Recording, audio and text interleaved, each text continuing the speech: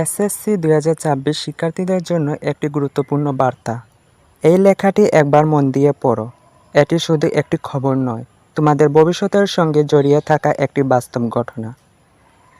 ২০২২ সালে যখন একদল শিক্ষার্থী নবম শ্রেণীতে উঠেছিল, তখন তাদের সংখ্যা ছিল প্রায় ১৯ লাখ। সবারই স্বপ্ন ছিল এসএসসি পাশ করবে, তারপর এইচএসসি, এরপর নিজের লক্ষ্য পূরণ করবে। কিন্তু ৪ বছর পর বাস্তবতা বদলে গেল। ২০২৪ সালের এইচএসসি পরীক্ষায় সেই ১৯ লাখ শিক্ষার্থীর মধ্যে নিয়মিত পরীক্ষার্থী হিসেবে অংশ নিচ্ছে মাত্র প্রায় ৯,৪৮,০০০ জন। তার মানে প্রায় অর্ধেক শিক্ষার্থী মাঝপথে হারিয়ে গেছে। কেউ দারিদ্র্যের কাছে হেরে গেছে, কেউ বাল্যবিবাহের শিকার হয়েছে, কেউ সংসারের দায়িত্ব কাঁধে নিয়েছে। আবার কেউ ধীরে ধীরে পড়াশোনা থেকেই দূরে সরে গেছে।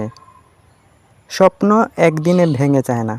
প্রতিদিনের একটু অবহেলা, একটু অলসতা আর একটু অনিয়ম একসময় মানুষকে লক্ষ্য থেকে অনেক দূরে নিয়ে যায়।